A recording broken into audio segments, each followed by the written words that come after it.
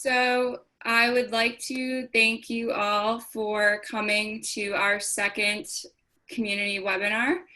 So this is part 2 of our first webinar. If there's any type of tech issues, whether it's getting into Zoom or YouTube, please email our assistant principal, Colleen Finn.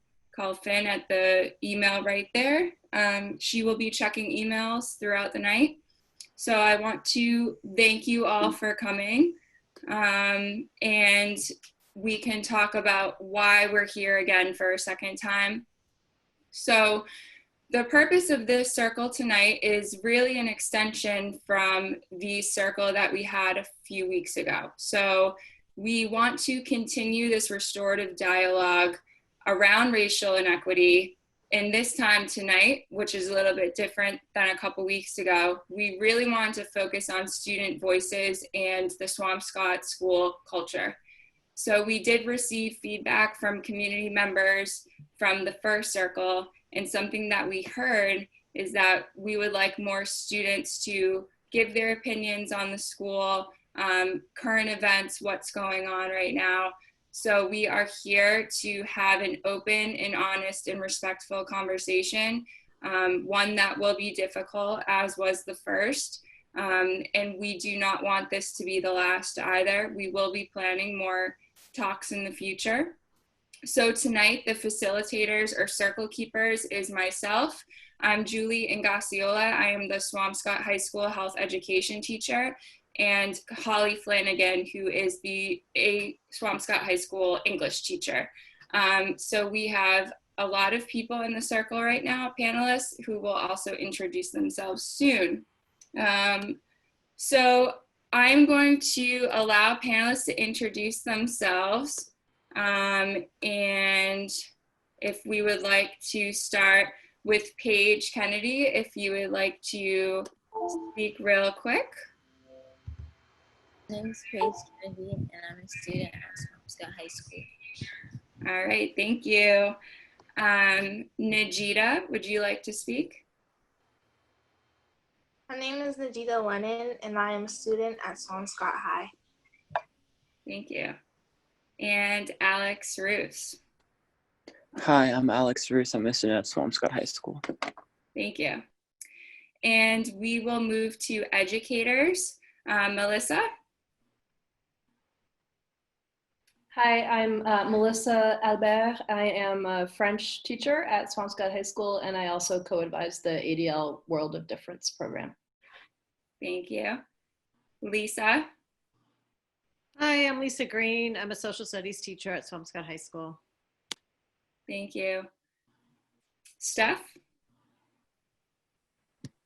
Hi, I'm Stephanie Diorio. I'm an ELL teacher at Swampscott High School and an anti-racist. Thank you. Latoya. My name is Latoya Ogunbona. I'm the Swampscott Public Schools METCO director and the advisor for Students of Color Advisory. Thank you. Sarah. I'm Sarah Kelly. I'm the school adjustment counselor or school social worker. Thank you. And I see we have Al here too. I'm not sure if he can hear us. Al, are you there? All right, we'll give him a minute to sign in. And then we have a couple community members. So Root, welcome. Hi, my name is Ruth Dusty, and I am parent of Swampscott. Thank you. And Peter. Hi, everyone. I'm Peter Spelios. I'm on the Swampscott Select Board, but more importantly, I'm a father of 3 in the Swampscott school system. All right. Thank you very much. Al, there you are. Would you like to unmute yourself and introduce yourself? Hello, my name is Al Bangura, and I'm an Uprising junior at Swampscott High School. I've been in the MECO program all my life. And yeah. Thank you. Okay, so I am going to move to Holly. We're going to go back into screen share for the time being. And when we have panelists respond to questions, we will go back into a gallery view. So I will share my screen right now. And grab this. Okay.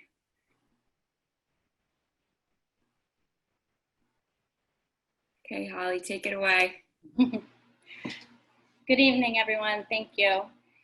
So we wanted to, in this virtual circle, really take a moment to pause and be mindful and acknowledge all of the stories and the beauty in each person who is here tonight.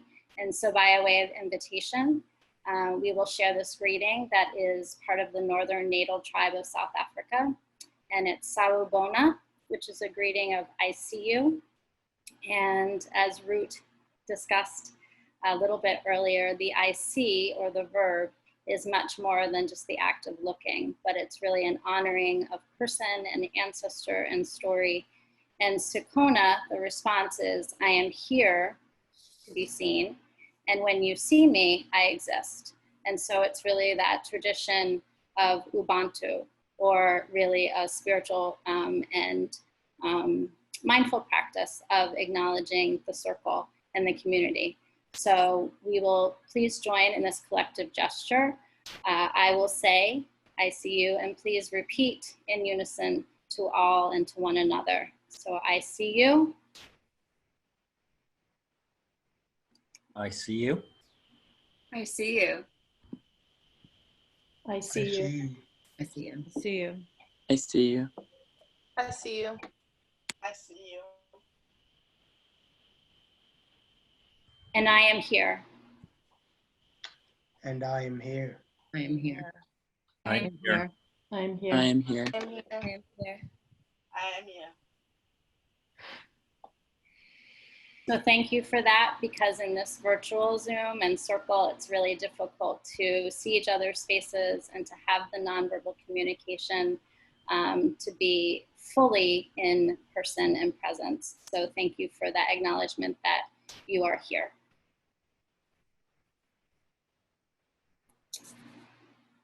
Here's my talking piece. So in a circle, we have a talking piece, and the power of the piece is that whoever holds it is the person who then speaks.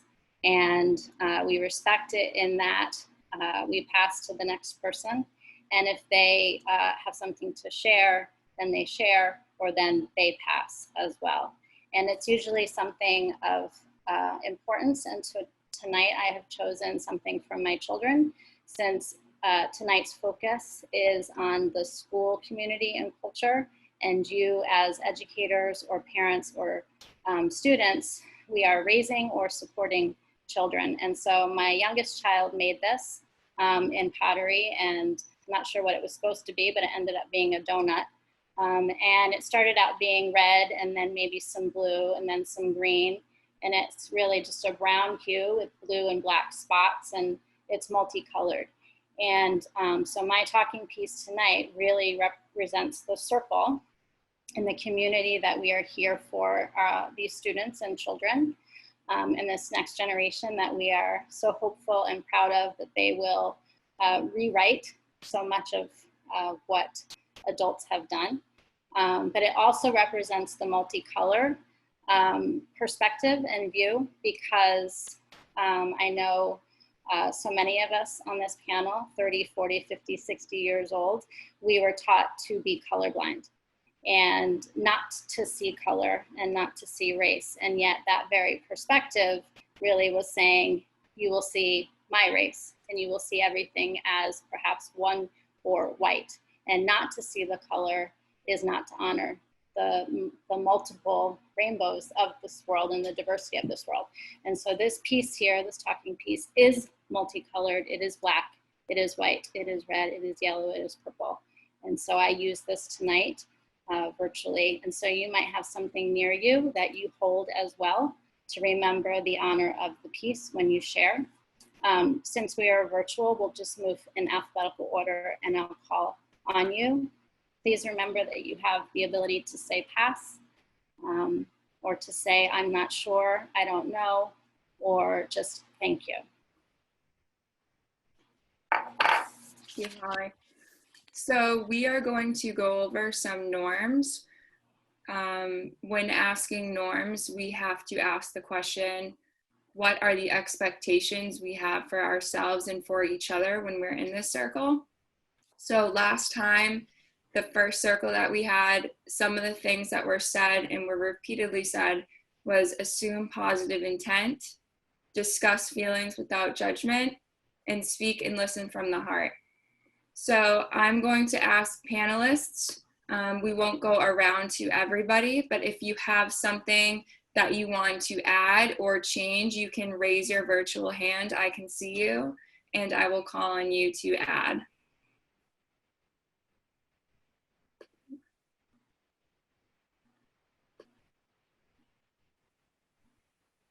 Go back and look again. Okay, so assume positive intent, discuss feelings without judgment, and speak and listen from the heart. Those will be our expectations for this circle. So for this opening round, what we're going to do is really an icebreaker. So everyone needs to have a piece of paper and something to write with. And what we are going to do is I'm going to ask you all on your piece of paper, write down one belief or value or even word that you bring to this dialogue. So what is one belief or value or word that you bring to this dialogue? I'll give you all a minute to write that down, and then I will have everybody put their word against the screen, and I'll go around and read them as best as I can.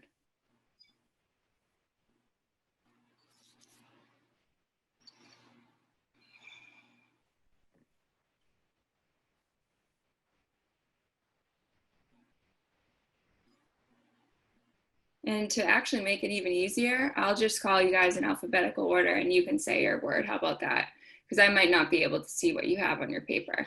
So starting with Melissa.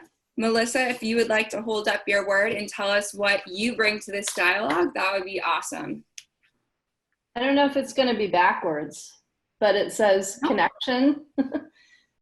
It says connection because I think now more than ever before, we need to be connected and we need to be mindful of our connections to each other, not just in our community, but in our country, on our continent, in our world. And I have been kind of distressed on the sidelines watching us become more and more disconnected from the rest of the world. And so that's just a value and a belief that's really fundamental for me. And I've been thinking about it a lot. Thank you.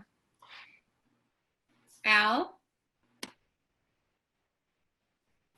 The word I chose was experience. Can't see it, but like I chose experience. Obviously, being one of the few Black people in this panel, I feel like I'm obligated, or like you guys probably can get better views or see different views, as I've been in this fight all my life naturally. So my word was experience. Thank you, Al. Steph? I said respect. See, mine is backwards. And that's all I'm gonna say. Okay, thank you. Root?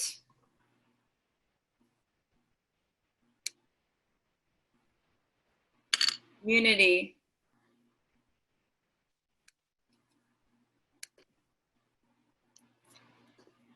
Oh, sorry, unity. You're able to read it? Sorry, I thought I was on. Unity is my word of the day. My value. Thank you. Lisa? Empathy. You can't see my writing. Yeah, empathy. I think trying to, because I am white, suburban, the whole 9 yards, as Al said, he has a lot more experience. And so I want to come with an open heart. Thank you, Lisa. Sarah? Mine says be brave, because I think we all have to have courage and be brave continually over and over and over in this conversation. Thank you. Paige? My word was strength. I feel like especially during this time, all of us need strength, especially my people of color. We need a lot of strength. Thank you. Najita? Along with Al, I also said experience.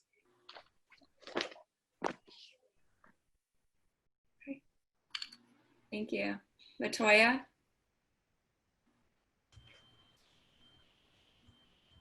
Honesty. I don't know if anything else needs to be said, but yeah, that's what I'm thinking. Okay, thank you. Alex? I said learning because I think I'm going to continue to learn. I think we should all learn more. So, yeah. Okay, thank you. And Peter? Mine is the same as Alex. It's learning. And I want to continue learning. And last time we were all together at the end of the session, Al talked to me directly. And since then, I've been thinking about Al. And Al, I was able to pull out your 3rd grade class picture because that's when you actually played in our backyard and with Lou. And I think it's so awesome that we're so many years later. You're in the back row, by the way. So many years later, you're teaching me and sharing with me. Maybe you did when you were in 3rd grade, but I don't remember it, but I'm glad you're doing it now. Thank you. Okay. Holly? Thank you for all of those values. And Peter, your transition to this slide, you know, sharing Al's experience and learning from him. We wanted to amplify student voices tonight. And so thank you to the students who are on this panel. And we know that in this dialogue, that storytelling is really powerful. And so we wanted to give you this opportunity. We'll let you just share when you're ready and have as much dialogue and time as you need. So we wanted to ask, what stories do you feel like you need to share and would like to share with us? What personal experiences or narratives do you think need to be told? Things that have been helpful or hurtful? Any joy, resilience, any pain that you would like us to hear and to sit with? So any of the students, this is your time. And when you're ready, you can unmute yourself and share with us, because remember, we said that we are here. I guess I'll go first, but I guess there was a situation where I was in one of my classes and we had to turn around and work in groups of 4, and a student told me that my hair looked fluffy, and I ignored that person. And she went on to ask, "Oh, do you think your hair is able to fit a pencil in it?" And I told her I don't know. And she said that when I turn around that she was going to put the pencil in my hair, and I told her not to do that. So when I turned around to speak to the teacher, I felt something poke like going into my hair. So then I turned around and I took the pencil out of my hair and I put it back down on the desk, and I said, "I told you not to do that." And she said, "Sorry, sorry, sorry." And I just went on about my day. That's my experience. But in that situation, I felt like my space was violated and it was very frustrating. So.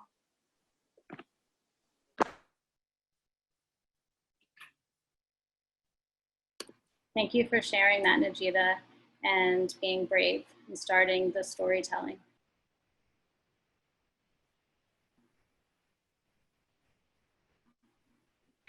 I'll go next. An experience that I had, I was also in a classroom, like Najita was, and I was talking to one of my friends, and you could see that I was kind of getting a little annoyed, and somebody next to me was basically made a comment like, she's gonna hit you, she's gonna get mad. you know, how basically referring to Black women, they're very aggressive. And I didn't really know how to respond to that. I felt uncomfortable because I don't want to fit into the stereotype of a Black woman or Black people being aggressive, when it's not fair that every other race gets to be frustrated and be annoyed, but when it comes to a Black woman or a Black person, we see it as aggressive or angry. So that's an experience that I had. Thank you, Paige, for sharing that. Kind of like the story that I have to explain is kind of like a different story, but like it's kind of just, I feel like it's kind of like a situation that needs to be discussed about, especially during this time where protesting and like fighting for rights is so relevant. So some of you may not know, but like I basically my host family out here is the Mignons, and I basically live with them like right now during the season, like all the time and stuff. And so a couple of weeks ago, there was a situation where a student posted something on some form of media on her story, talking about like Donald Trump, something like, and she made a comment. She said, if you support Donald Trump, block me on this app or so said website. And like Joey and his parents, the Mignons, they're all Republicans and everything, like they're Trump supporters, which is me personally, the way I carry about this situation is I don't let politics get involved with anything because politics makes situations very sticky. I learned that very early. So she posted that saying block me, and Joey, being a Trump supporter and a Republican, he was like, okay, so I'm gonna, so he swiped up and he told her to block him. And he was like, block me, like saying in a sarcastic manner and like stuff like that.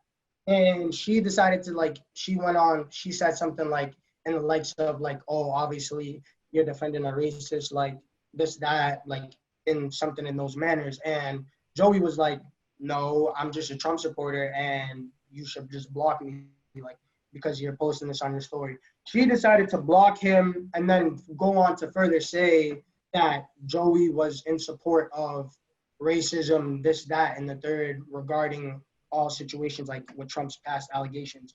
And then it ended up being the story that Joey and his family are racist and they don't even care about Black people, all of this. A student made this post saying like they only house Black people or whatever, for like a front or like just to like look like they're supporting the cause, which is kind of funny because like I've been living here 3 years and like there's no sort of unlove or like anything. And I kind of just wanted to tell this story because I feel like too often it always gets mixed up where it's like politics and like Donald Trump and like Black Lives Matter movement gets like mixed in it. Like Donald Trump, like the only situation I can speak on Donald Trump is like what I'd say was my personal opinion. Donald Trump hasn't done much for this movement, which is my personal opinion. But I just feel like it's very tough to like include politics and political views into situations, especially in a situation like that, because I was forced to defend my best friend and his family for being racist when clearly they're not racist. And I just think I had to put that out there because I feel like way too often one's political views will get involved way too early. Like for example, the word going around right now is like the Black Lives Matter protest or movement is like a leftist view or like a democratic like movement. Like, I mean, like I just think those two need to be completely separated and that needs to be established because it's not like a political view thing. It's more of like a civil rights thing. So like, that's my story. Thank you, Al, for sharing that. I heard you mention intentions and assumptions and labels and stereotypes and certainly politics, but human rights, right? Human rights. How you ended it. Thank you for sharing that. Julie, do you think we can put on the gallery view as people are sharing for this? Okay. Although you shared one story or experience, this is your time. And so we would invite you to share more, whatever you have to say. And then there'll be an opportunity for the panelists to respond before we go into the main round. So please use this time. We've created it for you. Al, Najita, Paige, Alex, anything else that you feel like needs to be told?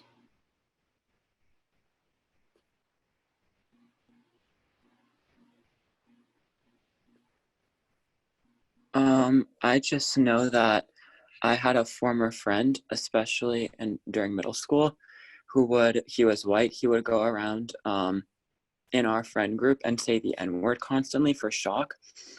And we were always telling him, don't say that. And we tried to explain it to him, and we couldn't get anything across his mind. He did change, sort of. He stopped using it, but still the effect is there. And I think that it shows that as a community, I think, especially towards white students, we need to, because I've heard that there are similar stories from other students, that there needs to be at a very young age, I don't know how to say, like an education and a lesson on the history of the N-word and why it shouldn't be used, because I know the story isn't unique, that it's been said by other white students before. And so, yeah. Thank you, Alex, for sharing that. I think many panelists would agree that the education piece, I think that that particular education has happened in Circle, but that's a dialogue that absolutely, its history needs to be revealed for all of us to dialogue about it.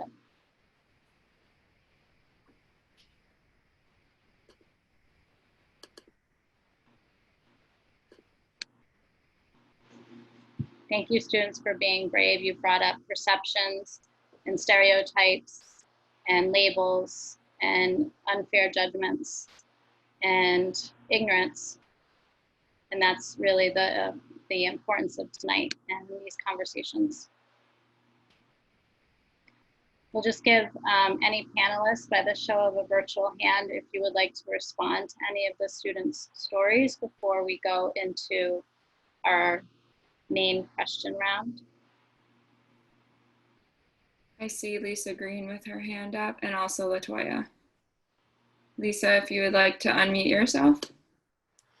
So I'm really, I'm so interested in the stories, and as a teacher, I've seen exactly what Paige you talked about, and Najita, what you've talked about, and Al, you really made me pause, because I think what happens in our community, I've called kids out on this, they'll say something, you know, with these microaggressions, right?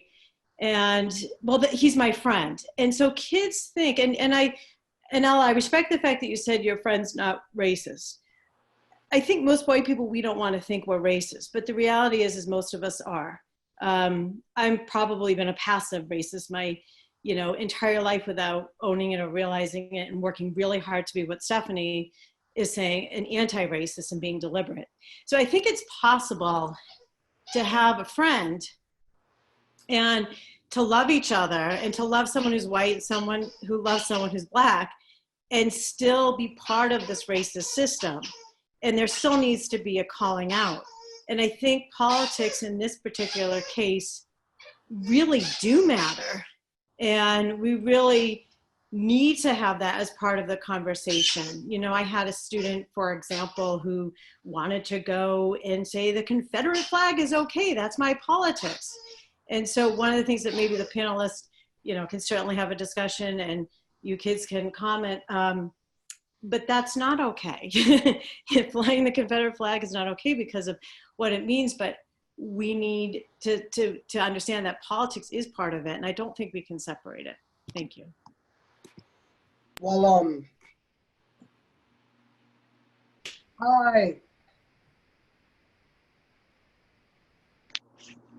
I see what you're saying in the aspect of like your political views obviously tie in, but like it's kind of tough in a situation. It's kind of tough in this situation to include that because like if we're gonna be like honest, like the last 2 years like have been the last 2 terms have been like really kind of tough because like this term like it's either Donald Trump or like Joe Biden, and like last term it was like Hillary Clinton or Donald Trump.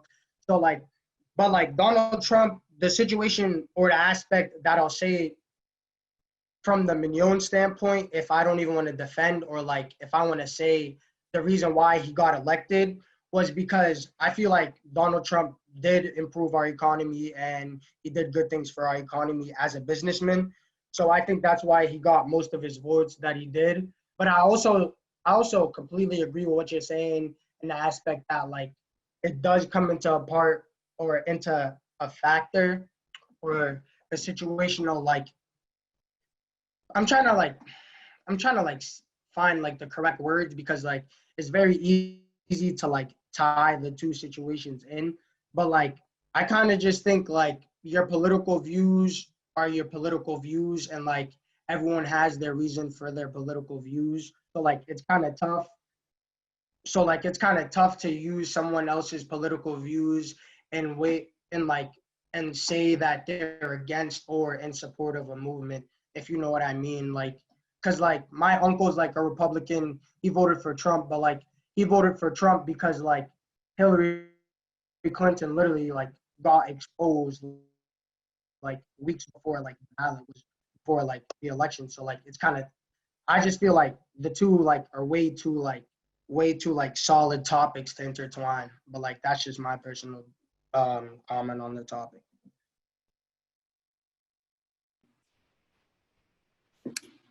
Thank you, Al, for sharing. Thank you for Lisa to start this conversation.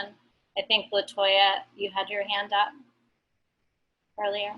Yeah, thank you. Thank you, Najita and Paige, for sharing your experiences, especially as young Black women. I'm not sure if people are even aware because sometimes women are kind of the last to be talked to or asked about their experiences. And I feel like sometimes there's more of a focus on Black boys, but thank you, Najita and Paige, for sharing. And I especially like how you kind of, I mean, I'm sure you've had more experiences, Najita, and we've talked about a lot in the office between classes, but especially you sharing the fact that it was a white girl who did that. And I think a lot of the times when we think of aggressors or instigators or agitators, we think of white boys, but girls can definitely be just as much perpetuators of racism. White girls can be just as much perpetuators of racism and be the ones to actually carry it out. So thank you, Najita, for sharing that. All of this is actually very political. It's more than the N-word.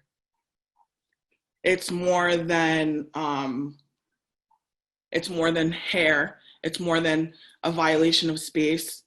It's psychological. It's carried out through education. It's carried out through housing. It's carried out through access. And I've said this in the other panels that I've been on. This is all political. So there's no kind of de-enmeshment of it. The way that America and the West has perpetuated oppression, has installed oppression, has all been through policy. People who carry out policy are politicians. They're lobbyists, they're people in office. So to say that, you know, separate politics from this, there's kind of no separation. They are intertwined, whether you like it or not. The things that are impacting people right now are a result of policy. I encourage everybody to delineate the meanings of what racism is versus microaggression versus prejudice versus discrimination. And I'm gonna just finish with a James Baldwin quote. We can disagree and still love each other unless your disagreement is rooted in my oppression and denial of my humanity and right to exist.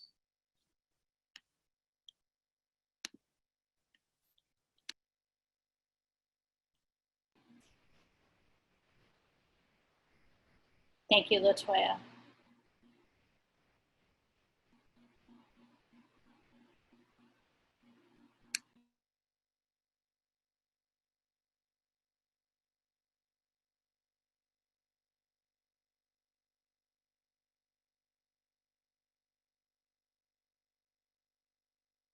I see Melissa's hand. Melissa? Yeah. So I just wanted to respond to both what Al and LaToya and Lisa are saying. And I understand, I completely agree that you can't, politics can't be extricated from all of this, what we're talking about. It's just, it's so tightly woven into this discussion and all of these issues. But I think maybe what I hear, Al, what I hear you saying is that sometimes things become weaponized politically that really shouldn't be political. So like one example would be what we're experiencing right now with the whole issue of wearing masks, and certain elements are trying to make that into a political issue when really it shouldn't be. So Al, I just wanted to let you know that I hear you. I think that's where you're, what you mean. But I'll just leave it, I'll leave that as a question. Like Miss O, can you give me like a further explanation as towards how it's all tied into one, please? Thank you. What do you mean all tied into one? Like, I don't understand, like, I like don't understand how it's political and like how it's political at the, like, I don't understand like what you're saying. Oh, how oppression is political? Yeah, or All right, like I'll give how one. like everything. I mean, there are many, and this is something that is like, you know, lacking in education. I guess maybe I'll start with, and maybe Miss Green, you can chime in. If we're talking about, let's see, World War II or World War I, where the GI Bill was only available for white soldiers. So Black soldiers needing an opportunity, wanting to defend their country, would go off to France, to Europe to fight America's war, and then come back to America and not be allowed to have the same rights as the people that they fought alongside with or fought in front of, because usually the Black battalions were the first up in line. So they would come back, they would have no rights, they would be treated just the same way that they're being treated now. They would be lynched, they would be killed.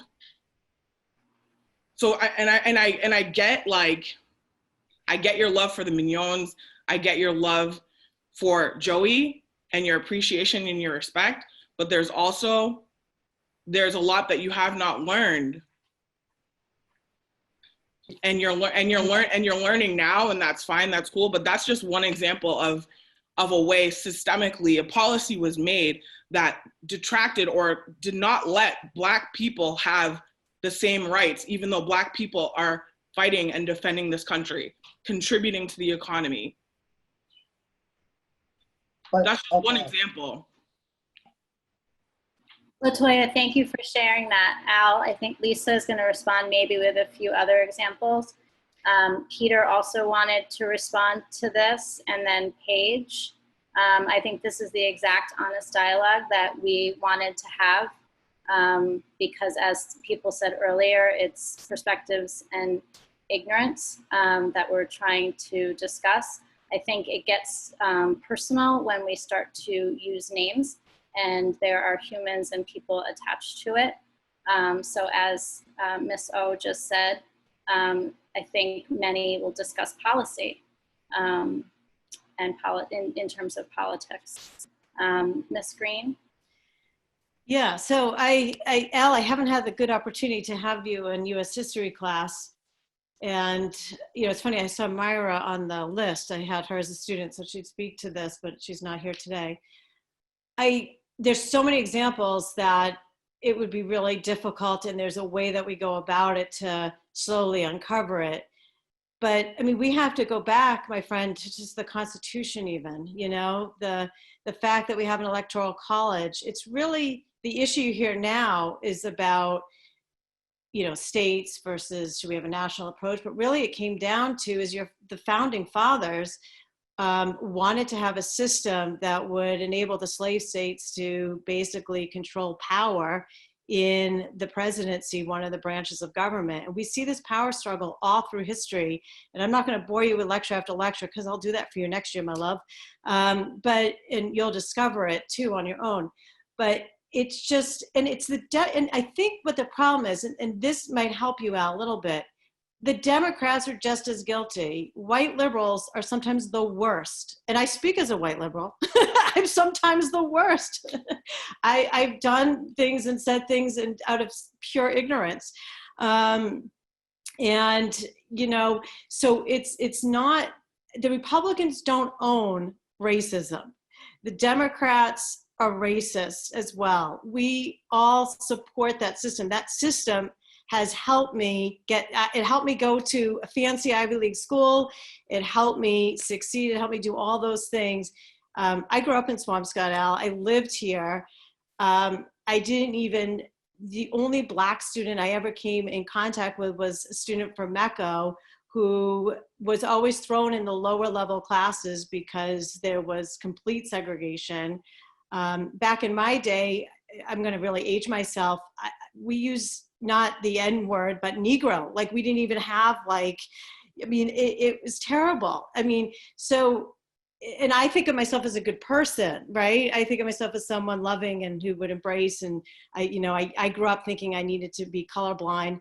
And it's only in my later years in teaching that I realized we can't be colorblind and we have to acknowledge what's out there. And it's in both political parties. It's the whole process. COVID is an absolute manifestation, I'll leave you with this, of a broken political system. Latoya, you talked about the GI, but I mean, all the healthcare, all of that is completely just set up to really hurt persons of color, I think, in this country in particular. I'll leave my comments there. There's too many.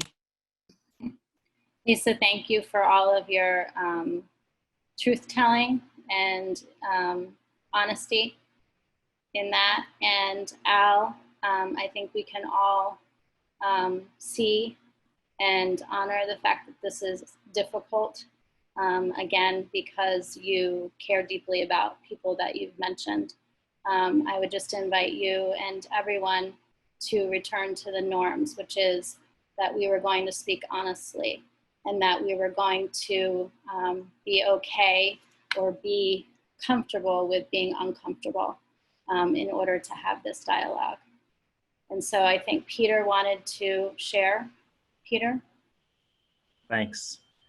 I really want Al and Najita and Paige and Alex and all the students and younger generations in Swampscott that spend time in Swampscott, that are in our schools, to know that you are guiding this conversation in such remarkable ways. The adults in Swampscott aren't owning the problems in Swampscott, and we're not acknowledging them, and we're not having these conversations. And your willingness to be brave and to share it and to tell us truth is reshaping things. And I want you to know how. So tonight I have to leave after this to go to a select board meeting, which, until recently, we were talking about taxes and rail trails and organics and solid waste policies.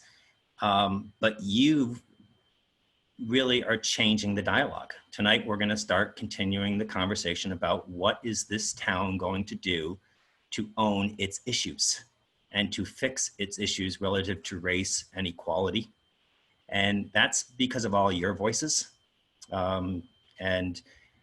It's amazing. It's only been since May 25th that George Floyd was murdered, right? But since that time, that event combined with all of you elevating your voices has really done some amazing things, and we haven't done anything in Swampscott yet. So now it's time for us to really do things in Swampscott.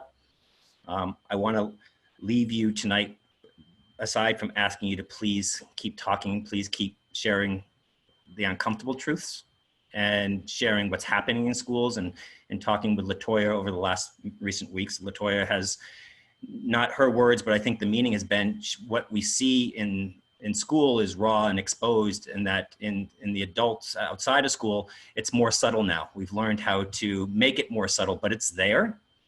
And we've got to correct all the places in Swampscott and the society where the problems exist.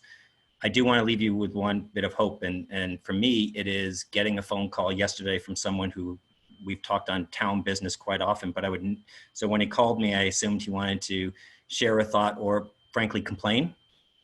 But what he wanted to do was he wanted to share his really uncomfortable experience with race and his own personal growth, and to share his challenges and things that he has to work on as a 50-year-old adult white male, and his vulnerability about it.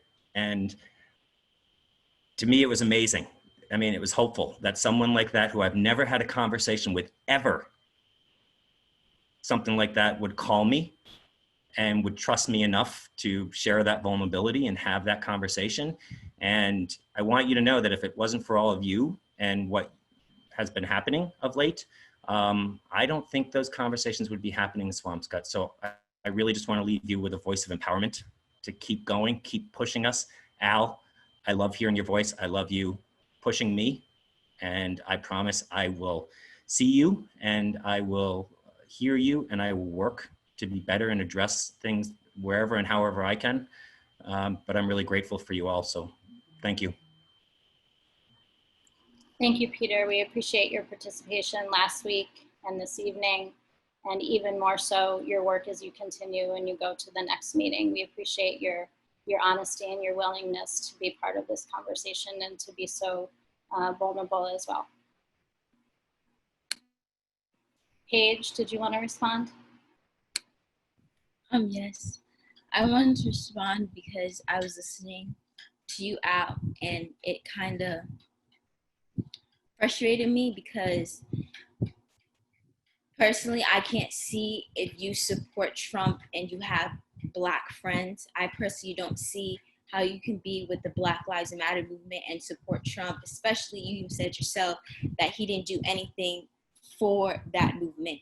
And he's not just racist to Black people. If you see, he has immigrants in cages, little kids in cages, little kids taken away from their families, mothers and fathers taken away from their families. And it just really made me angry because the fact that in the position of George Floyd, that one day that could have been you, or that could have been one of your friends, the fact that you're not realizing that political, and this is the same thing, because Donald Trump doesn't support us, it means he doesn't support you. So which means that how you can have a friend that supports somebody that doesn't support a Black Lives Matter movement, but he's friends with you.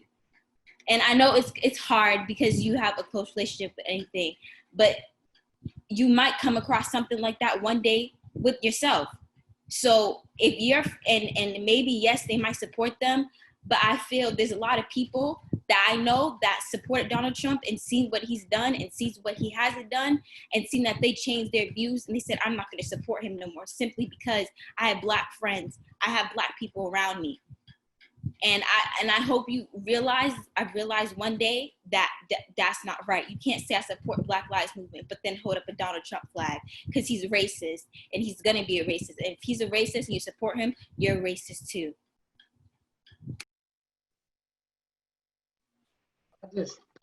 Paige, thank you for being so honest. Al, would you like to respond to Paige? Yeah, okay. Well, I just see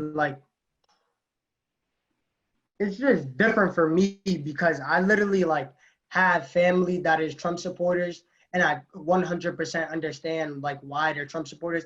I don't understand This is why I say political views and the views are two different things, because there's no way I can sit here and I can say that I'm a Trump supporter because I'm not a Trump supporter. But I know way too many Trump supporters, and there's way too many important people in my life for me to say, oh, you're a Trump supporter. Like, I no longer, like my uncle is a Trump supporter, but he's not a Trump. He doesn't support him being a racist and him being a bigot and him kidnapping kids, holding them at the border. Like, obviously he doesn't support Trump for that reason. He supports Trump for the economic views and the economic things he did. And as y'all were just saying, if the case is that everything is so political in the country and the whole political system is corrupt and everything is policy and it's not just the Republicans and it's also the Democrats, what the hell is he supposed to do? Who is he supposed to vote for? What is going to happen? Huh? If he votes for, if somebody votes for Clinton, you can say the same thing because it's the politics, like y'all were saying.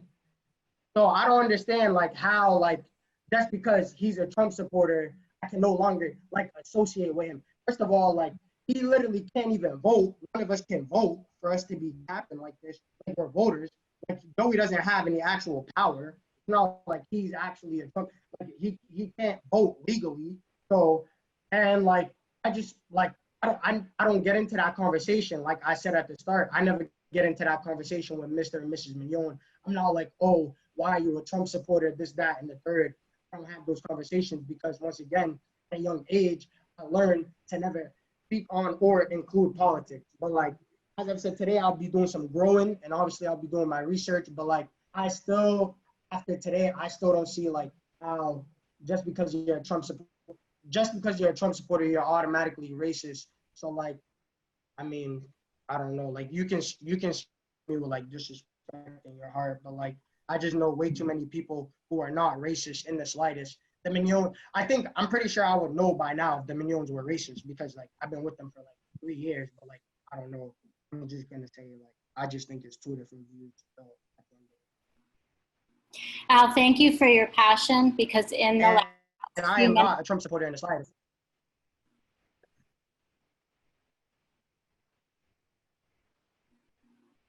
Al, thank you for your passion. In the last few minutes, you have said, I'm growing, I'm learning. And you've also mentioned a lot of people who love you and you love. And so we are not here to discuss any of your family members or those who are your family. And I think keeping people's names in our hearts and discussing policies and systems is the best way to have these dialogues because it does feel personal. You know, each of your experiences is personal. And so you are being honest and you are provoking and really encouraging people to think, and you're being honest with the fact that you're also growing. And that's the kind of conversation that we wanted to have. We can't just sit here and play nice. And we can't just sit here and all shake our head and agree, right? Because that wouldn't be the kind of discourse that is gonna help us to change or to grow. So thank you for that. Thank you for all of you sharing and bringing up some provocative ideas. Julie, if you could just share the next screen. We're gonna take just a few minutes putting up our why. We're gonna take a 5-minute break before we go to our main question round. And our why is, Al, like you just shared, and Paige, as you shared, and LaToya, you shared, let's do the best until we know better. But then when we know better, let's do better. So we'll come back in 5 minutes. All right, thank you, everyone. We're waiting for just 1 or 2 more. I'd like to just return, Julie, if we could, to the norms. And there we go. Establishing norm. I'd like to return to the purpose of restorative circles and dialogue, and it's to do a few things. It's to repair relationship and to repair harm, and it's to restore relationship. And so these norms are for those in the circle and community. And so when I see Paige and I see her anger and I see her pain, I am here in circle with her, and I can hold that or ask about it. I can learn more about her in circle and community. So I would just like to return to the norms that we have for each other in this circle, that we will assume positive intent in each person's sharing, that we will discuss feelings without judgment or evaluation, that we will speak and listen from the heart, as we began and said, I see you and I hear you. I think it's important to remember the 10 to 15 people who are sitting in this circle as though we were in a room together, which is hard in this virtual experience, and to refrain from using names of those who are not sitting in circle, because they don't have the opportunity to respond. And if there's harm, there's no opportunity to repair that harm within this dialogue. And so please, as we continue to share, continue to be honest and continue to be transparent. But please refrain from using names for those who are not in circle, because there's no opportunity for them to restore relationship in this evening. Our main question round is one question, and our hope is that we will go in circle around more than once so that we can respond to one another. Our main question round, that I will go in alphabetical order, starting with G, so Lisa Green. Our main question is, from last webinar, our third circle question that we didn't get to. It was, how can we, regardless of our skin tones, our backgrounds, our ages, perhaps our political affiliations, our history, our place, how can we stand up for our Black and brown neighbors? How can we make sure that we don't let this tragedy, this murder, fade from memory? And how can we ensure that it leads to positive change? So we're asking each of you, with your different perspectives and your different roles, to share your ideas for specific plans of social action against racial injustice. And please share from your unique perspective. This is the same question that we will use in the next few webinars. We will ask more community members and parents and town leadership the same question. What can this town and school district do to be a safer, inclusive, and anti-racist community? And so we'll speak one at a time. And Lisa, will you please start? Yeah, no, I'm honored to be here, honestly. So I'm going to speak, obviously, as an educator and as someone really passionate about personally doing a better job and helping my students become anti-racist. And I just want to say that I think for most of our population, our white population, there's a very limited understanding, and I think LaToya pointed this out, over what racism is versus prejudice. You know, I'll often hear white kids say a Black kid was racist towards me, which I think as educators who are trained know that can't be true. And so that starts me with the first part of fixing the problem, and that is educating the educators. I think that many white educators are not aware of really what the depths of racism are. I've had many white educators say to me, well, I don't feel comfortable talking about race in my classroom. And there's all kinds of excuses. And the narrative has been too simplified that I can't be racist because I'm a good person, and we have to throw that out the window. I want to suggest by saying there are programs out there. I really want to avoid the whole, let's bring somebody in and teach us not to be racist. I find that doesn't work at all. I think we need to create cohorts of teachers to teach each other through a learning sort of pyramid almost. I know the National Seed Project for our program, I lost the last part of the name, trains teachers who then go back to their districts and actually train other educators. I think of my friend LaToya, if I can call you a colleague, a friend, must be really stressed because I feel like you've had to bear the burden of educating. I also don't feel that it's SOCA's job to educate the educators. I think their voices are important, and that's another piece of my puzzle here, but I think educators need to own our, can I swear, or I'm not allowed to, we're on public TV or whatever, but our S blank blank T and acknowledge our racism and finally deal with it. And white people can teach white people about race, because racism is not a Black story. It's white people have owned this for so long, and they've been in power with it. And it's time that we actually use that power to change the story. And so that's the first thing. The second thing is that we have to create curriculum where we're challenging the established narrative. And all too often I hear colleagues say, well, I teach anti-racism because I have a Black author in here. And, that kind of stuff. And, that is definitely part of the story. We have a race and ethnicity class, which is great. We run some great models for facing history in ourselves. But what makes them great, or what will help our teaching, is if we can get students to question the very nature of what we're teaching. And like, for instance, with history, sorry, my dog's squeaking a toy. We want teachers to show students that meaning is not absolute.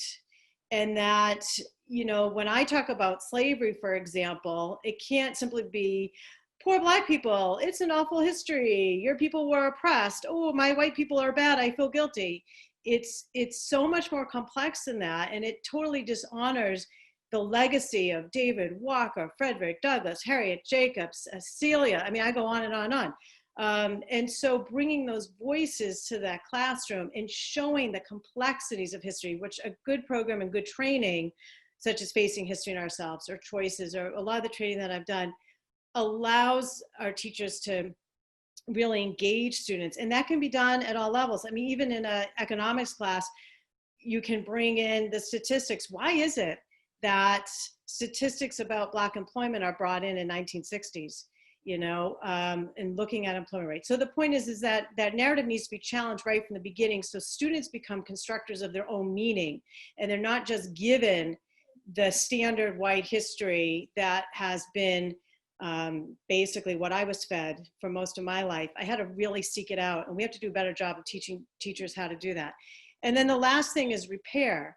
And I really appreciate this chance to repair with this restorative justice. I feel like I'm having a chance to say, hey, I'm an ally, I want to help, and I'm really happy to be here. But we need students. I think our students of color, because I know here we have Black students, but I'm talking about all students of color, because I really feel my other students of color have been marginalized and really have felt the effects of racism as well. And I think that we need to get our students engaged in this kind of circle, because right now you're hearing pretty much from a group of educators who were already committed. We still have to learn how perhaps to do a better job, but we're already committed to you. That's why we're here. We need to get the kids to, what Najita, you were talking about, the kid with the hair. I have got so many of those kids in my classes who think it's okay to touch hair or talk about it, whatever. I've done that in my past as well. And we need those kids here for that discussion. I'm going to kill my kids. They need to get the dog. All right. And lastly, as a tangible thing, I think that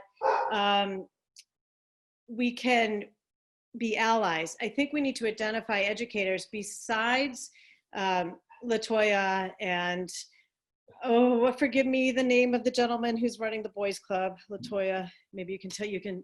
Tammy Bailey. Yes, okay.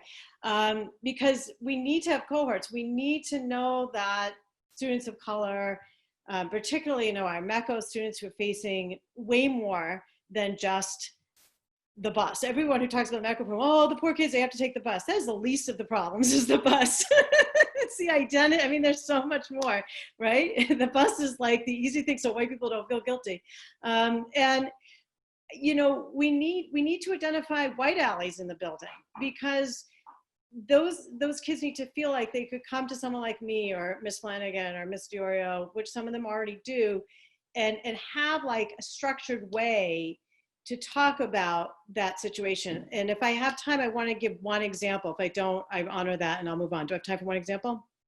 So, and just to show you, so I'm a well-meaning educator, right? My intentions are good, but we all screw up and we have to repair. And so my example this year was I had a student in my study hall, and I already told you I'm a terrible study hall teacher. And it happened to be a young lady who is Black.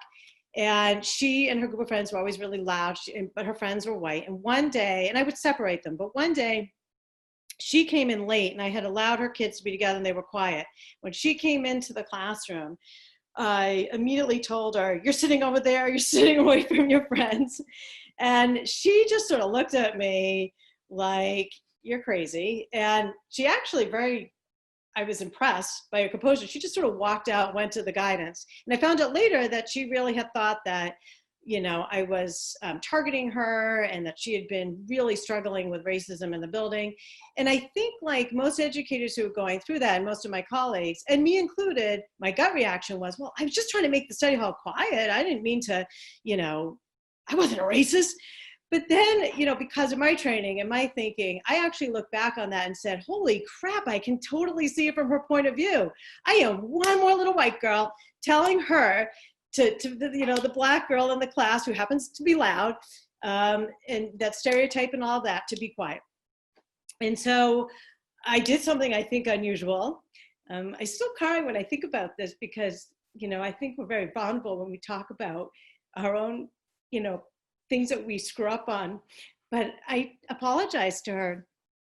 I said, you know, you're right. And I actually started talking about race with her. We talked about Sandra Bland and, you know, these misperceptions and where we're coming from.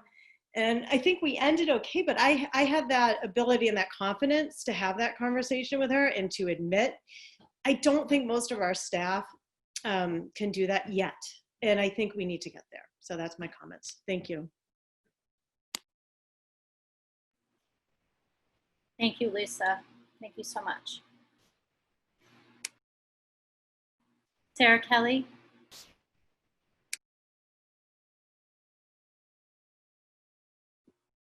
Hi, everybody. So I'm just gonna acknowledge up front that I'm much better one-on-one. I'm nervous because it's such a big group. And so I have notes in front of me. So if I'm looking down, that's why. So when I started thinking about this question, I'm famous for my lists, and I kind of made some lists for myself or to talk about. And I think the first thing is I echo what Lisa has said, that I think as educators, and especially white educators, it's time for us to go back to school. It's time for us to take the responsibility for our own learning. We say that to our students all the time, that you take responsibility for your own learning. We need to do the same. And we need to stop relying on our colleagues and our students of color to educate us. We need to go do that. We need to really be culturally competent in all of our domains, as teachers, as administrators, as counselors, as staff members, as educators all together. It's incumbent on us to be responsible. I think it's really incumbent on us all to listen to each other deeply. When I was doing my graduate work in counseling, one of my wisest supervisors said to me, "We have 2 ears and 1 mouth, and there's a reason for that." And I think we have to use that as a guiding tool for us to listen to each other deeply and with our hearts. I think empathy is another piece of this, empathizing with other people. One of my favorite quotes by Brene Brown, who talks a lot about empathy, she says, in order to empathize with someone's experience, you must be willing to believe them as they see it and not how you imagine their experience to be. And I think that's really profound when you think about that. I think we spend a lot of time imagining what the other person's experience is instead of listening to what their experience, what their lived experience is. And that's key. And that's what I think this is all about, is listening to you guys, listening to what that experience is for you every day, even when it's hard to listen. We all bring our baggage. Every single one of us brings baggage to this conversation. It's important for us to unpack it before we can listen to others, but to really unpack it, to really figure out what that is. And that's hard. That's why I said in the beginning, be brave, because it takes a lot of courage to acknowledge our own. It takes a lot of humility to stop talking and to listen.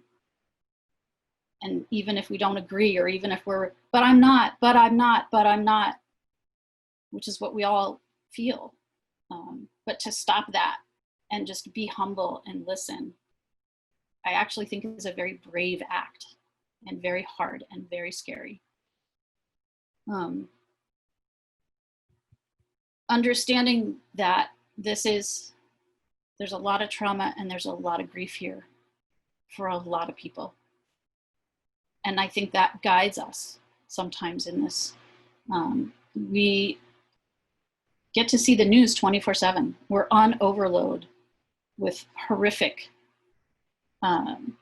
reports and news and images, and remembering that we're all coming to this with a lot of sadness, a lot of deep sadness, and a lot of trauma, and reminding ourselves not to re-traumatize each other every time. And we do that again by listening deeply and listening with our hearts and coming at it with empathy. I think we have to really create an environment where we all feel accountable to each other. Adults, kids, we all have to find and then use, even more importantly, the tools to interrupt the actions and the conversations that marginalize members of our community. Being able to do that immediately and knowing what those tools are. Having an environment at school where we can say, you know what, I messed up. My bad, I messed up. And then repair it and then move forward. I think one of the things that I've realized over the last several weeks is that it's a privilege to be able to stay silent. We can't do that anymore. We can't do it. It's a privilege I've certainly had. And that's not okay anymore. We have to resist that urge to just say, no, I'm not gonna have that conversation. And I guess finally, just staying in it. Being willing to stay in it through thick and thin, through the hard conversations, through the hard things that we hear. I guess I would say to you as students, we as educators have to pledge to do our best for you as students. We have to educate ourselves. We have to listen.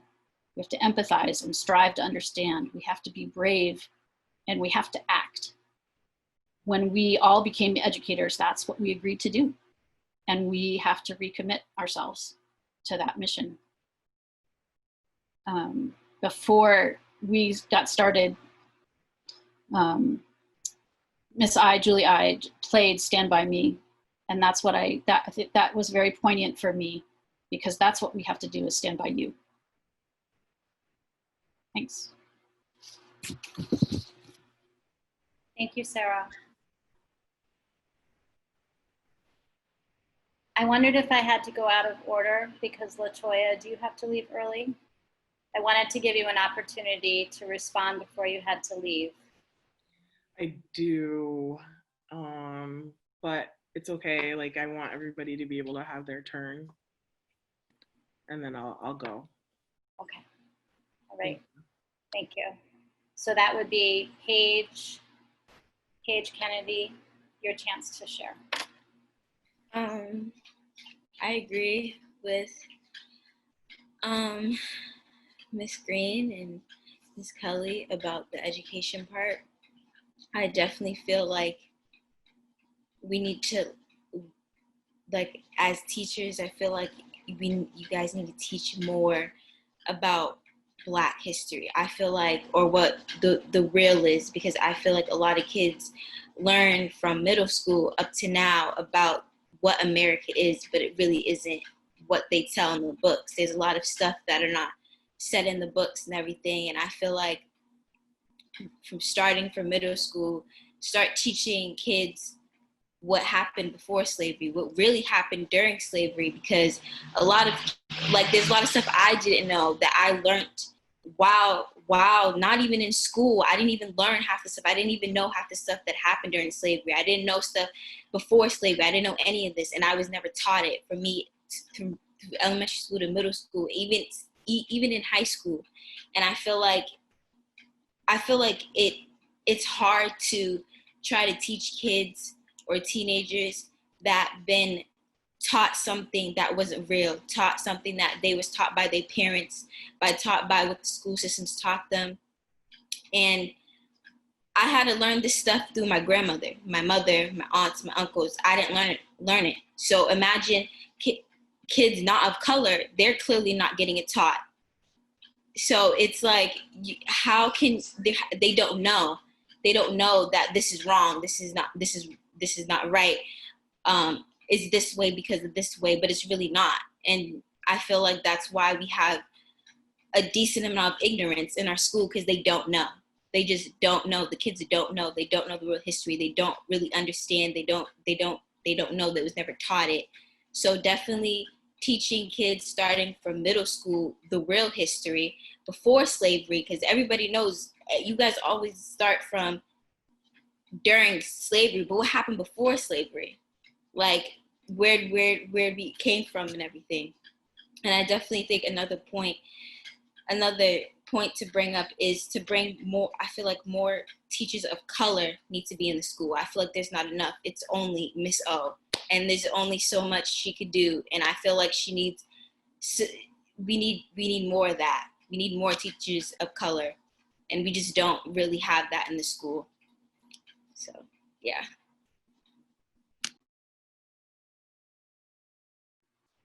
Thank you, Paige. I hope you can see all of our heads shaking as you're sharing. Najita? I agree with the education part, and also like more teachers of color to be in the school. And not only that, but I feel like some teachers should open up and have a relationship with students of color to make us feel more comfortable and more welcomed. And also with racist situations that happen between the students, I feel like instead of them being belittled, they need to be addressed right away. And I feel like there should definitely be a consequence, because I feel like if there's a consequence and kids know what that consequence is, it wouldn't make them want to do it or even think about doing it or saying it whatsoever. So I definitely feel like that should be like known.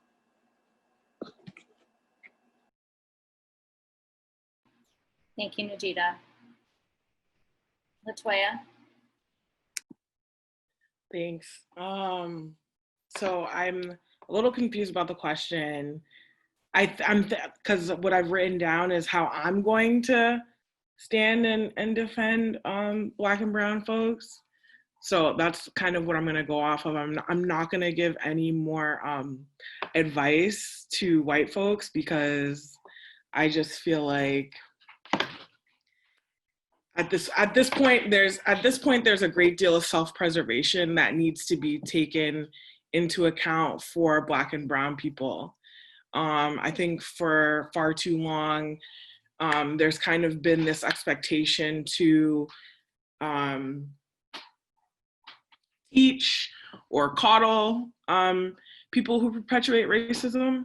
And I think at this point, it's a very important time for Black folks to preserve themselves and to heal from everything that has been inflicted or imposed upon them. So for me, myself, how I'm gonna take care of Black and brown folks is to start by taking care of me, my mental health, my family, my space. And I think a good example of that is the oxygen mask in an airplane. You cannot help anybody else if you don't have your oxygen mask on and the oxygen's not flowing. Outside of that, the facilitator of the panelist for the town selectmen meeting, I believe her name was Maureen, I might have messed that up, but she said, you know, if she has a seat at the table, she's going to continue to use her voice. And I'm going to go in that same spirit. As I'm not even a teacher in the district, but I end up having to do a lot of teaching, which by nature, I'm a social worker, I'm a teacher, I'm an educator. I love education. I love learning. I always have. When I was younger, during summer break, I would play summer school with my little sister, and make her sit down and do work. So, you know, I love education. And although I'm not a teacher, I am a district leader. I have a seat at the table. I'm going to continue to use my voice to advocate. I'm going to continue to teach my METCO students and other students who want to come into the space. And along with that, I'm going to continue to learn. I do not know it all. I know a lot more than I did when I was in high school, because like Najita, Paige, Al, Alex, I was not taught this. I wasn't taught anything about the oppression in America. I could feel it going on around me. I could see it. But besides my Haitian upbringing and knowing that Haiti, and this was actually very intentional by my family. I used to go to a Saturday school group, and they would teach us Haitian language, they would teach us Haitian history, and that kind of foundation, it does something for a child. Knowing where you come from, knowing that you are a descendant of a strong nation, that your ancestors fought hard and they overthrew their oppressors, that's different than learning that you are a descendant of somebody who was enslaved. More than that, the kids aren't learning about the riots. The kids aren't learning about the real riots. The people trying to overthrow slave owners and plantation owners. So then you're sitting in a classroom and you're only the only Black kid in the classroom, and they're talking about slavery and everybody's looking at you. There needs to be an overhaul. I don't know it all, so I'm going to continue to learn.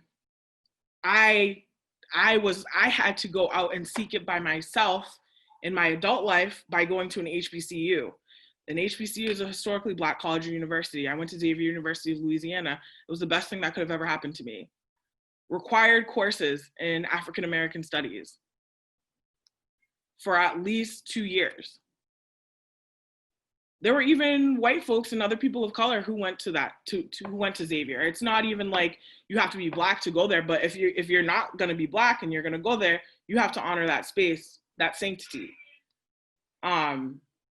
But yeah, I'm going to continue to learn. I'm going to continue to learn. I'm going to continue to teach METCO students. I'm going to continue to build community and build safe spaces for healing, and especially for my METCO students, because there's an added layer of things going on. As somebody said earlier in the conversation, it's not just taking a bus, and I believe it was Lisa, it's not just taking a bus.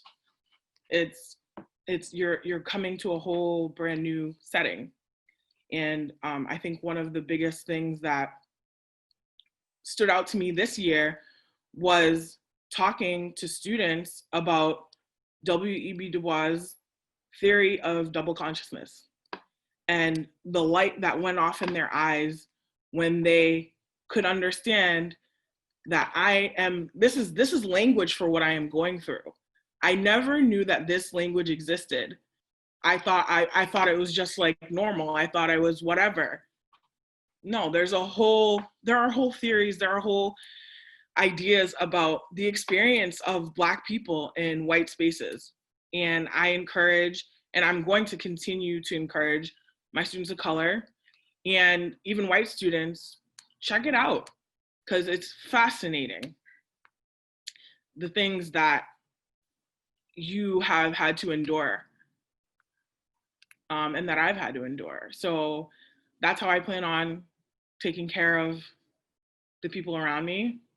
I'm going to continue to stand and defend them by learning, by taking care of myself, and continuing to use my voice and creating safe spaces for y'all.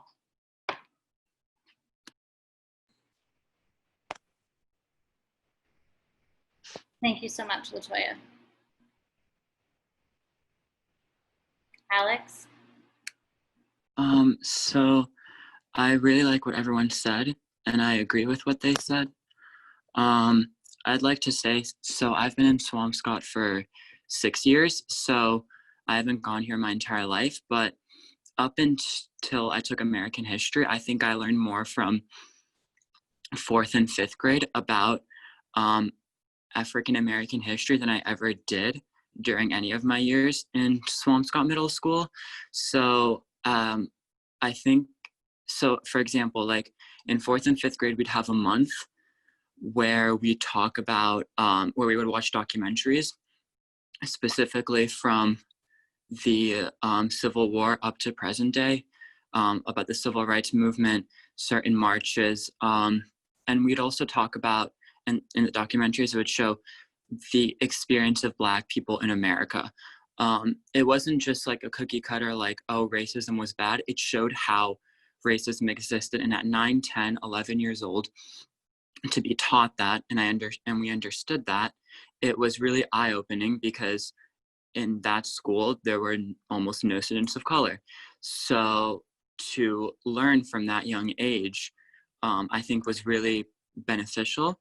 And I want to say, I think that in Swampscott, we need to do a better job, because I remember when I was in middle school, we would have maybe, I think we only read in 8th grade, Langston Hughes.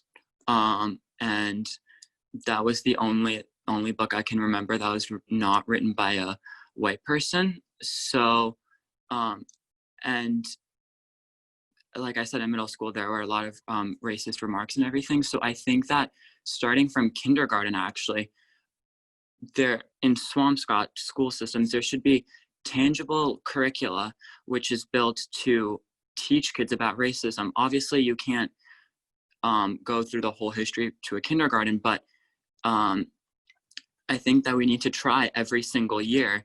There should be a set curricula that this is what you teach about African American history, because I think it is so prevalent and it's just so important to teach, especially to white students.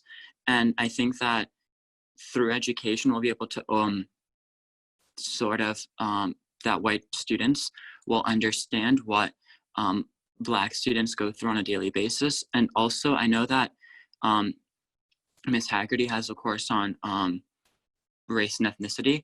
So I think that, at least for an incoming freshman, that there should be some sort of mandatory, that should be like a mandatory course, that there should be students who learn about race and ethnicity, because I know that from a lot of comments that freshmen are very ignorant. They say a lot of things, they do a lot of things. And I think that through continued education, we'll be able to change that. And I also think that, I know that people brought up the fact that